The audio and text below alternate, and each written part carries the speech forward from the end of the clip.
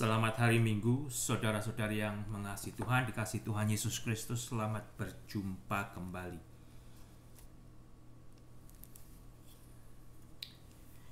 Puji kepada Tuhan untuk hari yang Tuhan berikan. Kita diberikan kesempatan untuk hidup memuliakan Tuhan. Saya akan melanjutkan dengan pembacaan dari Wahyu pasal yang ketiga, ayat 1 sampai dengan yang ke-6. Surat dari Tuhan kepada jemaat di Sardis. Saya akan terlebih dahulu berdoa. Bapa di surga, terpujilah namamu. Terima kasih Tuhan untuk hari ini. Ajar kami senantiasa hidup memuliakan Tuhan, karena hari ini juga adalah anugerah-Mu. Hari ini ada karena pemberian Tuhan. Biarlah Kau ajar kami bertumbuh di dalam firman-Mu, di dalam kebenaran-Mu, di dalam kekudusan-Mu, di dalam kasih-Mu. Bapa, ampuni untuk segala dosa kami. Berikan berkat-Mu ketika kami juga boleh membaca, merenungkan firman-Mu, menyimak, dan Engkau tolong agar kami hidup di dalam kebenaran-Mu. Ampuni untuk segala dosa kami, Tuhan Yesus. Amin. Saudara, saya akan melanjutkan sampai dengan pasal yang ketiga dari kitab Wahyu.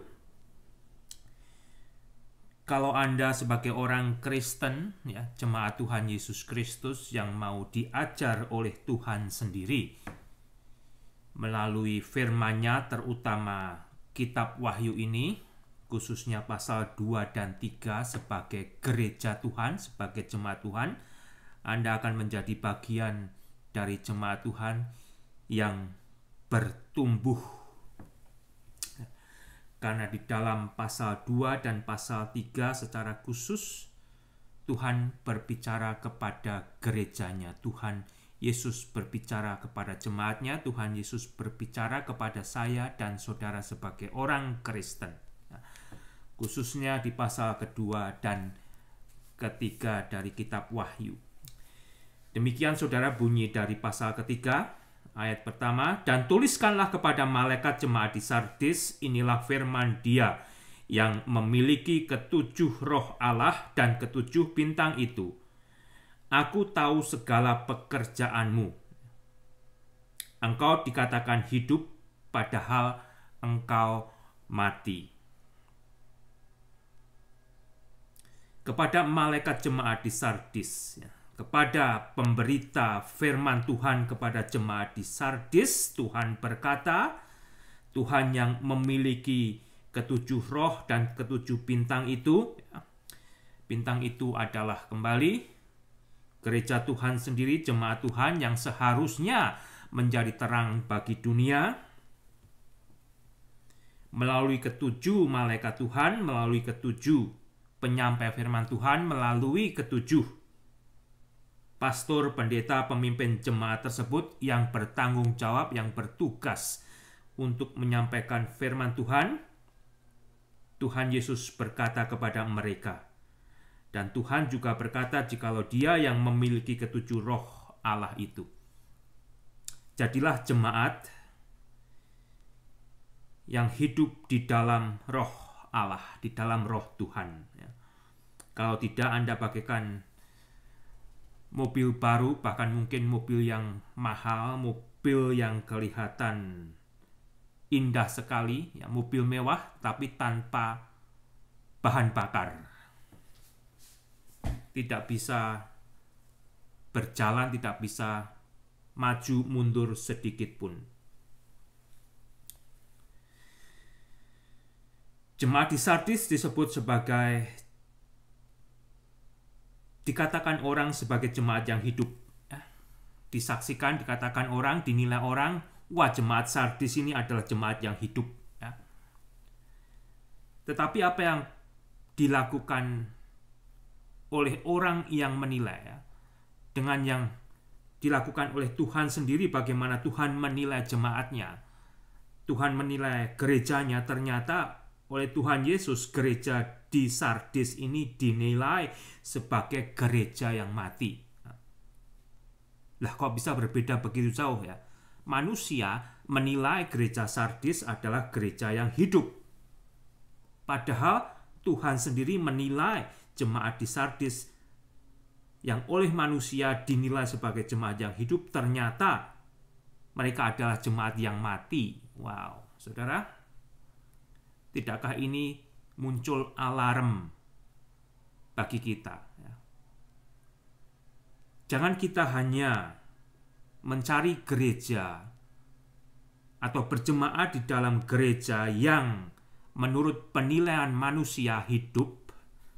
Ternyata tidak demikian jikalau dinilai oleh Tuhan sendiri yang memiliki gerejanya.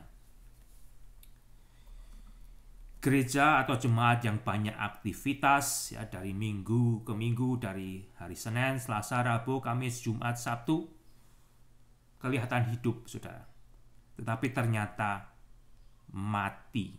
Kok bisa ya? Pernahkah Anda bertanya demikian? Kok bisa Tuhan, ya, jemaat yang atau gereja yang kelihatan hidup ini kok ternyata menurut Engkau mati, Tuhan? Apa salahnya? Apa kekurangannya? Ya. Kok bisa Engkau nilai mati, sedangkan aku melihat gereja ini aktif sekali. Dari hari Minggu pagi, Senin pagi, Selasa pagi, Rabu pagi, Kamis pagi, Jumat pagi, Sabtu pagi, sampai Minggu pagi lagi, ya, dipenuhi oleh orang pergi ke gereja ini. Tapi mengapa Engkau menyebutnya mati? Mudah-mudahan Anda menjadi jemaat Tuhan yang kritis juga, ya, agar Anda tidak terjerat menjadi jemaat di gereja yang oleh manusia dinilai hidup, aktif, ternyata oleh Tuhan Anda berada di gereja Tuhan yang sebenarnya mati. Karena Tuhan sendiri yang memiliki gereja tersebut. Dan gereja tersebut akan hidup, akan berjalan, akan bertumbuh sesuai dengan kehendak Tuhan, sesuai dengan cara Tuhan, jikalau gereja tersebut, jemaat tersebut membiarkan kehidupannya digerakkan, dikuasai oleh Roh Allah, oleh Roh Kudus. Ya. Jangan kira, saudara, pendeta atau pastor atau pemimpin jemaat tersebut memiliki kuasa atas gereja yang dipimpinnya. Ya, di satu sisi ya mereka memiliki kuasa, tetapi kuasa tersebut adalah kuasa pertanggungjawaban atas pekerjaan yang Tuhan limpahkan kepada dia. Kalau pekerjaannya tidak sesuai dengan apa yang Tuhan kehendaki, dia harus bertanggung jawab. Ya. Kalau gereja Tuhan dia selewengkan, dia harus bertanggung jawab. Sehingga gereja itu menjadi gereja yang motoriknya hanya dikerjakan oleh kemampuan dan usaha keperkasaan manusia, tetapi tidak oleh karena kerja Roh Allah, kerja Roh Kudus. Ya. Demikian juga jangan jadi gereja yang tiap kali jemaatnya datang ke gereja nangis-nangis, ya, katanya dipenuhi oleh Roh Kudus, tetapi keluar dari gereja yang disaksikan adalah pekerjaan roh iblis. Tidak juga demikian. Akan terjadi kedinamisan, saudara, ya. Jadilah jemaat yang kritis akan firman Tuhan. Jangan hanya kulitnya saja, jangan hanya penampilannya saja, terutama jangan hanya tampangnya saja kalau ada di gereja. Lebih-lebih itu juga kita tunjukkan, kita buktikan jikalau saya dan saudara adalah jemaat Tuhan ketika kita hidup di luar gereja. Kita hidup di tempat-tempat rahasia. Kita hidup di tempat-tempat yang tidak dilihat oleh orang Kristen yang lain. Apakah Kristus tampak dan bercahaya di dalam hidup saya dan saudara?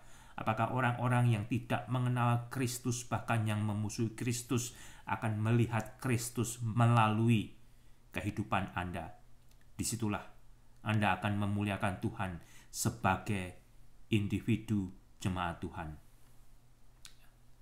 Inilah firman Dia yang memiliki ketujuh roh Allah dan ketujuh bintang itu. Aku tahu segala pekerjaanmu. Engkau dikatakan hidup, padahal engkau mati. Bangunlah dan kuatkanlah apa yang masih tinggal, yang sudah hampir mati.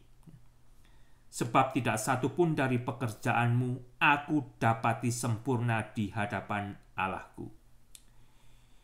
Tuhan memberikan perintah kepada jemaat di Sardis melalui malaikatnya, melalui pendetanya, melalui pastornya, melalui mereka yang melayani firman, agar apa saudara, jemaat di Sardis bangun, be watchful, ya. Memperhatikan, bangun, bangkit, dan kuatkanlah kembali apa yang masih tinggal, yang sudah hampir mati, ya. Yang masih tinggal, yang sudah hampir mati. Gereja ini ternyata hampir mati. Yang oleh manusia dikatakan gereja itu hidup, gereja itu sibuk, gereja itu besar. Tetapi oleh Tuhan dikatakan gereja ini hampir mati. Dan Tuhan memerintahkan agar jemaat gereja tersebut bangun kembali dari tidurnya. Be watchful, ya. Jangan terlelap, jangan terbuai oleh impian. Agar berdiri tegak, kuat,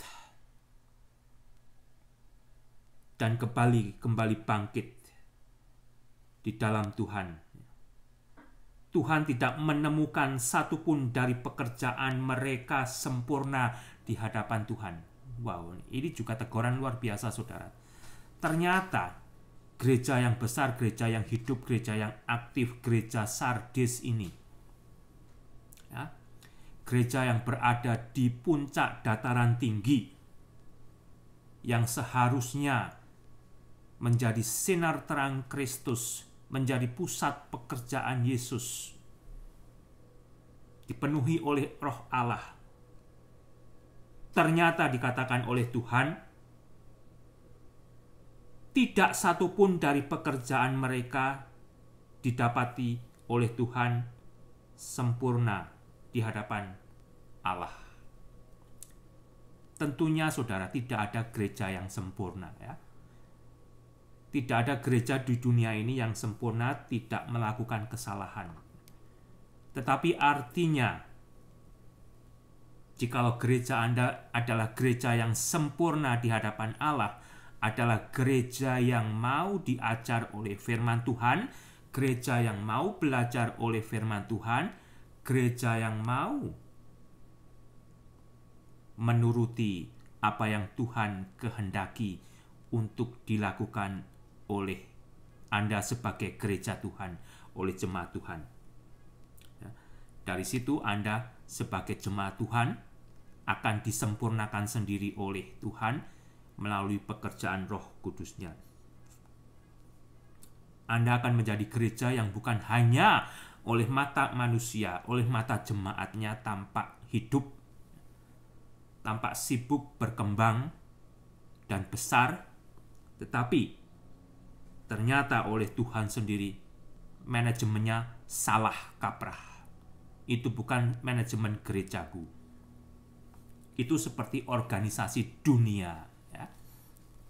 Organisasi dunia kan bisa besar, bisa berkembang, tetapi gereja Tuhan tidak demikian. Gereja Tuhan hidupnya oleh karena Roh Tuhan. Jadi dari apa yang mereka masih ada, yang sudah hampir mati, Tuhan memberikan perintah agar berhati-hati, be watchful, memperhatikan, bangun, bangkit, untuk kuat kembali, agar mereka bisa dibangkitkan kembali, dihidupkan kembali, saudara.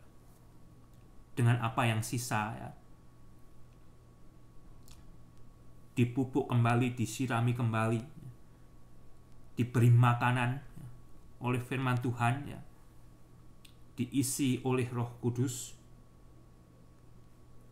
akan terjadi kebangkitan, akan terjadi pertumbuhan. Dan bukan hanya secara lahiriah jemaat Tuhan itu akan tampak hidup, tetapi secara rohaniah. Mungkin ada dari Anda yang berkata, oh biar saya menjadi gereja yang kecil, gereja yang oleh orang lain dikatakan mati, tapi saya hidup kok. Kalau Anda hidup di dalam Tuhan, Anda akan berfungsi bagi Tuhan. Ya. Anda tidak bisa hanya merendahkan diri, ya biar aku kecil, biar aku dikatakan mati tetapi aku hidup. Tidak bisa, saudara. Fungsi Anda sebagai jemaat Tuhan, fungsi Anda sebagai gereja Tuhan, Anda menjadi terang bagi manusia yang ada di sekeliling Anda. Ya. Tuhan bekerja melalui Anda untuk tidak menyimpan diri Anda di bawah tempat tidur. Anda adalah lilin-lilin kecil yang oleh Tuhan akan dipasang di atap-atap rumah agar orang bisa melihat terangnya. Ya, jadi tidak ada alasan untuk berdalih-dalih antara Anda adalah jemaat yang hidup atau jemaat yang mati. Anda bisa menjadi jemaat yang hidup sesuai dengan pemikiran manusia, tetapi mati kalau tidak sesuai dengan cara Tuhan yang memiliki gerejanya, yang memiliki jemaatnya. Ayat yang ketiga, karena itu ingatlah. Remember therefore. Tuhan mengingatkan, memerintahkan agar jemaat di Sardis mengingat kembali. Karena itu ingatlah bagaimana engkau telah menerima dan mendengarnya. Kalau Anda menjadi pemimpin jemaat, seharusnya Anda sudah pernah mendengar, sudah menerima firman Tuhan, Alkitab ini, yang memberi petunjuk, yang memberi perintah, yang menjadi manual bagaimana Anda hidup sebagai jemaat Tuhan, bagaimana kalau Anda juga jadi pimpinan jemaat Tuhan, bagaimana Anda menjalankan pemimpinan Anda sebagai jemaat Tuhan. Sehingga agar Anda kembali melakukan apa yang Anda sudah terima dari Tuhan, yang sudah dituliskan di dalam Alkitab ini, yang sudah dibukukan di dalam Alkitab ini. Jangan mencoba Anda merasa lebih bijaksana dari Tuhan, sehingga Anda menjalankan kepemimpinan jemaat Anda sesuai dengan apa yang Anda anggap bijaksana. Kalau tidak sesuai dengan firman Tuhan, Anda sama sekali tidak bijaksana. Meskipun Anda merasa bijaksana, Anda tidak akan menjadi pemimpin yang benar meskipun Anda merasa benar kalau tidak sesuai dengan firman yang Tuhan sudah berikan kepada Anda, yang Anda sudah dengarkan. Lebih-lebih jikalau Anda memiliki titel-titel yang tinggi, pergi ke sekolah-sekolah yang tinggi untuk belajar Alkitab, bukan berarti Anda akan menjadi hidup di dalam jemaat Tuhan. Seharusnya, ya, kalau Anda diberi kesempatan untuk memiliki titel yang tinggi sebagai hamba Tuhan, Anda juga harus menampakkan titel tersebut di dalam rupa Kristus, yang lebih seperti Kristus, saudara. Karena itu ingatlah bagaimana engkau telah menerima dan mendengarnya, turutilah itu dan bertobatlah. Turutilah itu dan kembali lakukanlah itu, bertobatlah. Jangan menjalankan organisasi gerejamu, jemaatmu yang adalah jemaat Tuhan sendiri sesuai dengan organisasi manusia, tetapi sesuai dengan yang Tuhan sudah ajarkan.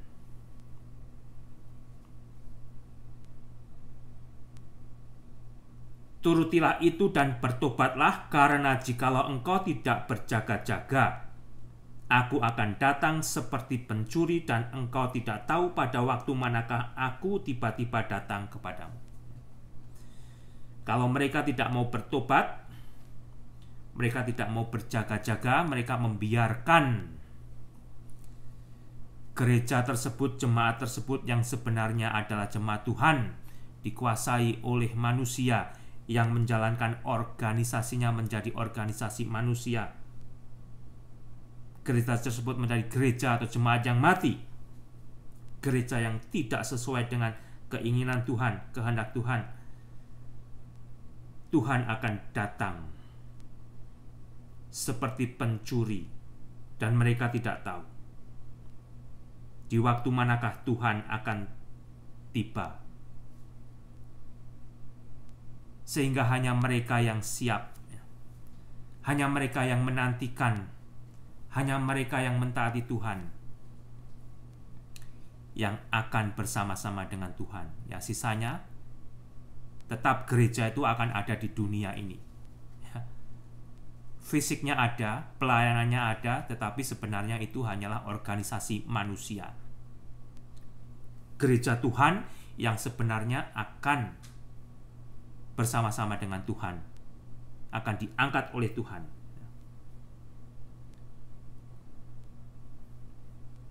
Tetapi di Sardis ada beberapa orang yang tidak mencemarkan pakaiannya.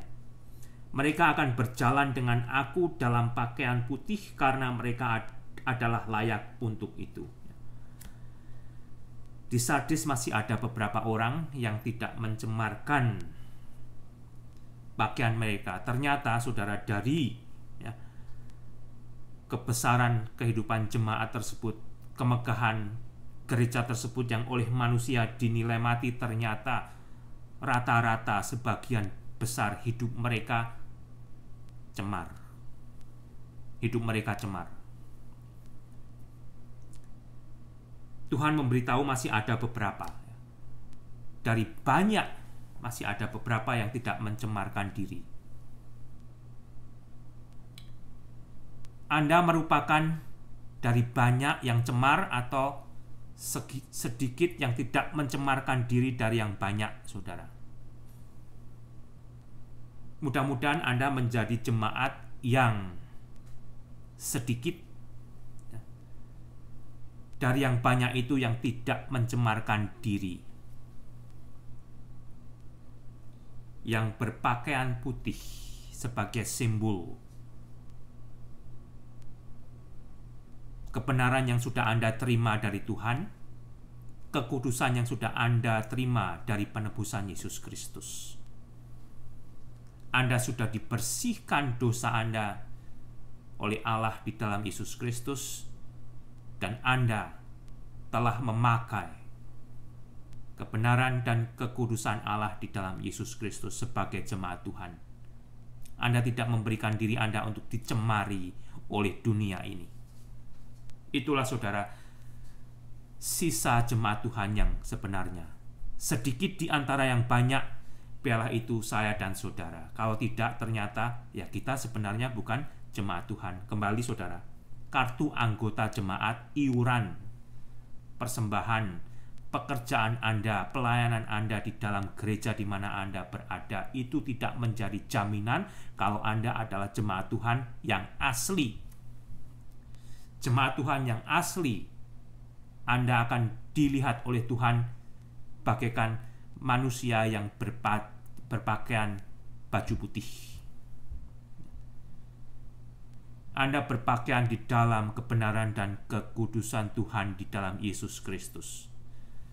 Anda tidak akan mencemarkan kehidupan Anda, perbuatan Anda oleh dunia ini, karena Anda sudah tahu mengapa Anda jadi Kristen, mengapa Anda jadi pengikut Kristus, karena Anda mengharapkan keselamatan untuk bisa masuk surga.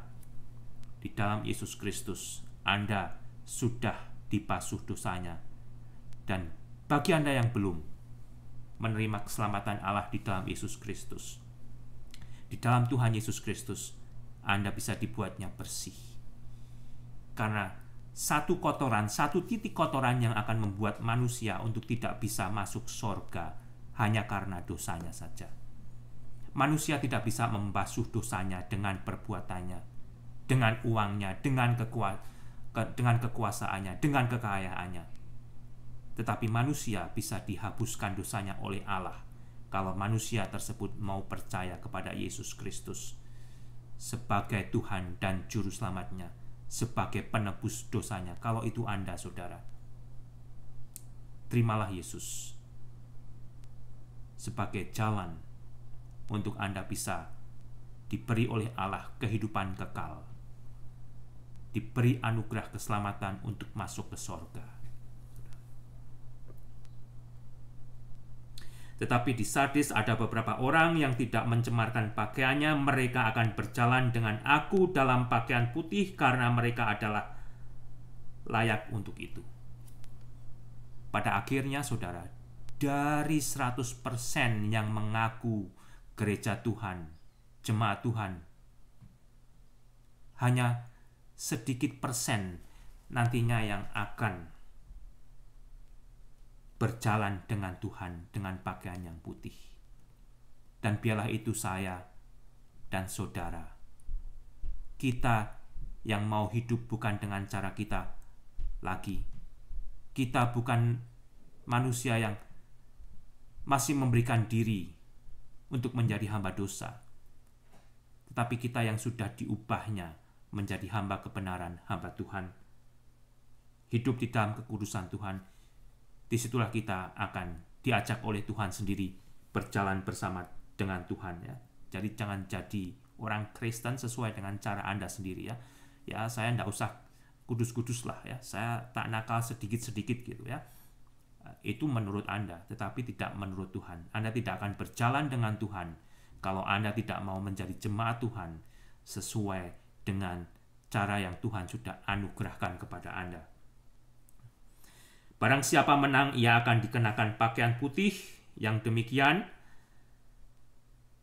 aku tidak akan menghapus namanya dari kitab kehidupan, melainkan aku akan mengaku namanya di hadapan Bapa-Ku dan di hadapan para malaikatnya. Hanya kita, saudara, orang Kristen yang dikenal oleh Tuhan sendiri, ya, yang dikenal oleh Tuhan, yang diketahui oleh Tuhan, kita hidup mengenakan pakaian putih. Kita yang akan diberi kehidupan kekal. Anda yang akan diberikan kesempatan untuk berjalan bersama Tuhan Yesus Kristus. Allah menghendaki, saudara, agar setiap manusia diselamatkan Allah di dalam Yesus Kristus. Dan namanya tertulis di dalam kitab kehidupan. Namanya didapati di dalam kitab kehidupan. Itu adalah kehendak Allah di dalam Yesus Kristus. Tetapi ternyata tidak semua manusia mau mentaati kehendak Allah yang isinya adalah kasih Allah kepada manusia. Manusia memilih caranya sendiri. Bahkan manusia merasa dengan caranya sendiri dia bisa masuk surga. Tetapi tidak demikian dengan cara Allah. Allah sudah memberikan jalannya di dalam Yesus Kristus. Dan setiap manusia yang tidak tertulis namanya di dalam kitab kehidupan, dia tidak akan berjalan bersama Tuhan di surga. Di dalam Wahyu 20 pasal 15, saudara, firman Tuhan berbunyi demikian. Perhatikan. Dan setiap orang yang tidak ditemukan namanya tertulis di dalam kitab kehidupan, ia dilemparkan ke dalam lautan api. Ini bukan sesuatu yang hanya untuk menakutkan Anda agar Anda percaya kepada Yesus. Ini yang akan digenapi oleh firman Tuhan, saudara. Firman Allah akan menggenapi. Setiap manusia yang tidak tertulis namanya di dalam kehidupan akan dilemparkan ke dalam lautan api. Anda bisa diselamatkan Allah untuk tidak dilemparkan ke dalam lautan api. Jikalau Anda mau menyerahkan segala cara Anda sendiri untuk menyelamatkan Anda yang Anda kira Anda bisa masuk surga, yaitu dengan berserah kepada Allah dan percaya kepada Yesus Kristus, saudara. Sebelum waktunya terlambat. Kalau Anda ngaku jadi orang Kristen, jadilah orang Kristen yang nama Anda benar-benar tertulis di dalam kitab kehidupan. yang mana Anda akan berpakaian putih, berpakaian kekudusan karena Anda sudah dikuduskan Allah di dalam Yesus Kristus, dan Anda tidak memberikan diri Anda untuk dicemarkan oleh dosa, saudara. Anda akan diakui oleh Yesus di depan Bapanya dan di hadapan para malaikatnya. Itu yang Anda seharusnya rindukan. Itu yang seharusnya Anda nanti-nantikan. Siapa bertelinga, hendaklah ia mendengarkan apa yang dikatakan Roh kepada jemaat-jemaat. Sehingga surat ini bukan hanya kepada jemaat di Sardis, tetapi kepada semua jemaat Tuhan. Kepada saya, kepada Anda, kepada semua orang Kristen yang mengaku Kristen, yang mau jadi Kristen, agar memperhatikan firman Tuhan dan hidup di dalam cara dan ketetapan Tuhan sebagai orang-orang yang berpakaian putih. Putih sebagai anugerah daripada kasih Allah di dalam Yesus Kristus. Anda bisa menjadi putih, bersih, bagaikan tidak berdosa, karena Yesus telah menghapus dosa Anda. Disitulah Anda beroleh anugerah keselamatan. Disitulah Anda beroleh jalan untuk masuk ke surga. Tuhan Yesus memberkati saudara. Jadikanlah hidup Anda gereja Tuhan yang membawa terang, jemaat Tuhan yang menjadi lilin-lilin terang. Dan semoga yang masih hidup di dalam kegelapan, yang masih tersesat, beroleh terang Allah di dalam diri Anda dan bertemu dengan keselamatan di dalam Yesus Kristus melalui kesaksian hidup Anda, melalui apa yang Anda perbuat di dalam hidup ini. Muliakan Tuhan, muliakan Allah. Tuhan Yesus memberkati.